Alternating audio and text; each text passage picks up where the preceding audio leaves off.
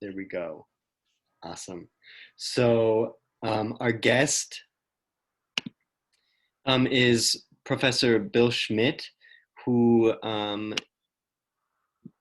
has worked at the New York Times and has helped with the Foley Run since the beginning.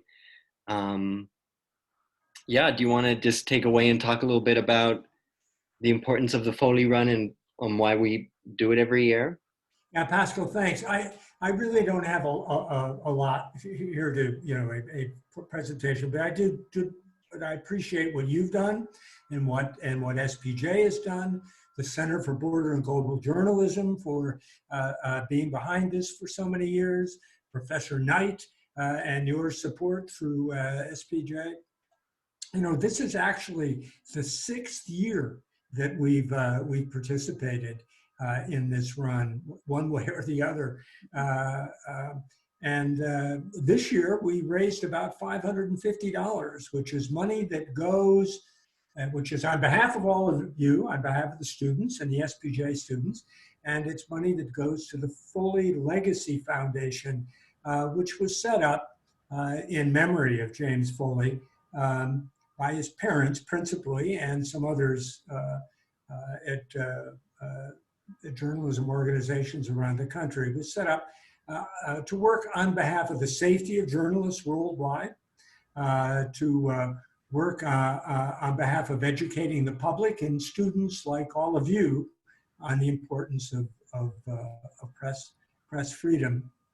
You all know the story of James Foley. He was a young man who, when he got out of college, actually taught for a bit and then decided that his real passion was journalism. And like a lot of young journalists I've known over the years, decided that he would go overseas and work on a freelance basis.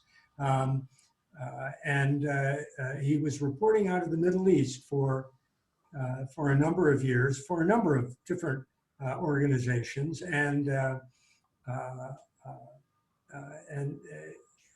I think his passion being the idea that as a young journalist, you get to see history unfolding in front of your eyes, which is part of the excitement of being a journalist.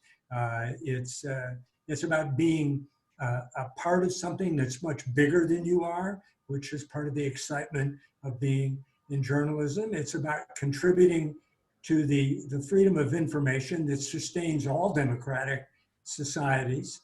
And for a journalist, it is, most fundamentally about that basic journalistic value, which is about bearing witness, about being the reporter on the scene, about being in the place, about being the eyes and the ears to capture the events as they happen, and to tell people what is really, truly happening, because you're seeing it with your own eyes. And that really is still the fundamental way. Even with all the technology we have, it still takes somebody being there and recording it or seeing it. And that's how we separate light from darkness. And that really is one of the ways that we're able to tell what's true from what is false, by actually bearing witness. And that's what Jim Foley was doing. And he was reporting, as you know, in the Middle East. He was in Turkey, covering the area along the border with Syria. And he had traveled into Syria in 2012. It was a very dangerous time, given the collapse of the government in Syria and the Assad regime. And he was captured by ISIS, and they imprisoned him for nearly 2 years before brutally murdering him. What he has become since then, I think, is a symbol of all that is important. Everything I was just talking about, this idea of bearing witness and certainly emblematic of the real danger that is involved in journalism. I mean, we've seen it in our own country, even covering rallies in this country, going out and reporting stories in an age of COVID and the pandemic, that journalists put a lot on the line, and James Foley gave his life for this. So the foundation was set up to advocate for training journalists and providing safety. Professor Relly knows a lot about this and some of the work that's been done to give journalists the tools and the tactics and the knowledge and the training so that they can be safe. They can be situationally aware when they're overseas. You know, so much has changed with being a reporter abroad. I was a foreign correspondent for about 10 years.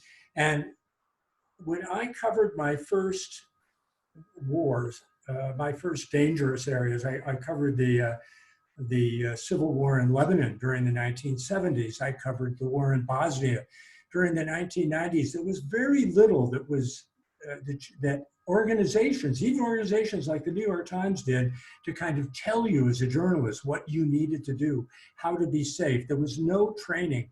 And one of the things that's been good is that organizations, mainstream organizations, web organizations, have invested a lot more in this. I think it's more dangerous for the freelancers because the freelancers are on their own, and that's a problem.